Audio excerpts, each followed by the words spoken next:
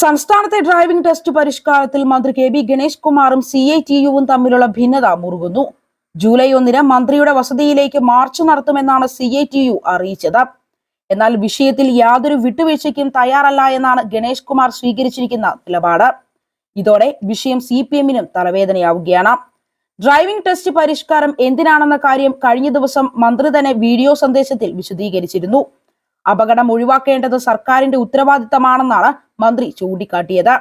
Driving ടെസ്റ്റുകളുടെ എണ്ണത്തിൽ പൊന്നാനിയിലെ MVI ഒരു ദിവസം 251 ടെസ്റ്റുകൾ വരെ നടത്തിയത് മന്ത്രി എടുത്തു പറയുകയുണ്ടായി.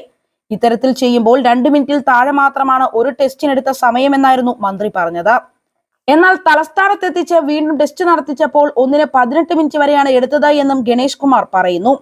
ടെസ്റ്റ് കൃത്യമായി നടത്താതെയാണ് ആളുകളെ പാസ്സാക്കുന്നത് എന്ന കാര്യം ഇതിലൂടെ വ്യക്തമാണെന്ന് ഗണേഷ് കുമാർ ആരോപിച്ചു. നേരത്തെ ഗണേഷ് കുമാറിനെ പരസ്യമായി വഴി നടത്താൻ അനുവദിക്കില്ല എന്ന ഭീഷണിയുമായി CITU രംഗത്ത് വന്നിരുന്നു.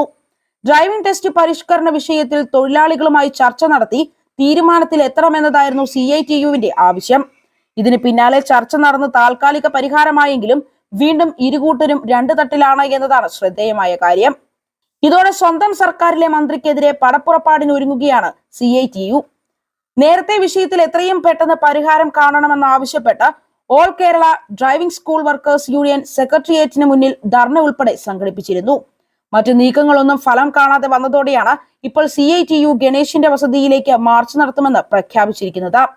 കേരളത്തിലെ ഡ്രൈവിംഗ് ടെസ്റ്റ് രീതികൾ പരിഷ്കരിക്കുമെന്ന് മന്ത്രിയായി ചുമതല ഏറ്റെടുത്തതിന് പിന്നാലെ തന്നെ ഗണേഷ് കുമാർ വ്യക്തമാക്കിയിരുന്നു.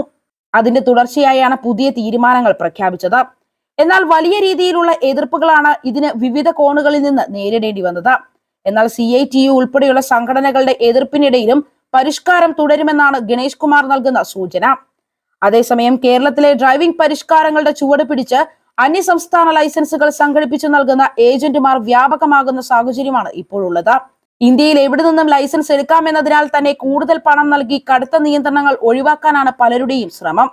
ഇതിനെതിരെ ഗണേഷ് കുമാർ എന്ത് നടപടിയാകും സ്വീകരിക്കുക എന്നാണ് ഇനി കണ്ടറിയേണ്ടത്. ഡ്രൈവിംഗ് ടെസ്റ്റ് പരിഷ്കാരം എന്തിനാണെന്ന കാര്യം കഴിഞ്ഞ ദിവസം മന്ത്രി തന്നെ വീഡിയോ സന്ദേശത്തിൽ വിശദീകരിച്ചിരുന്നു. അപകടം ഒഴിവാക്കേണ്ടത് സർക്കാരിന്റെ ഉത്തരവാദിത്തമാണെന്നാണ് മന്ത്രി ചൂണ്ടിക്കാട്ടിയത്.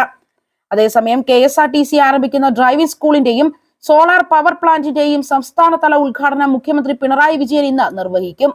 ആനയറ KSRTC സ്വിഫ്റ്റ് ആസ്ഥാനത്ത് ഉച്ചയ്ക്ക് 12 നടക്കുന്ന ചടങ്ങിൽ ഗതാഗത മന്ത്രി കെ.ബി. ഗണേഷ് കുമാർ അധ്യക്ഷത വഹിക്കും.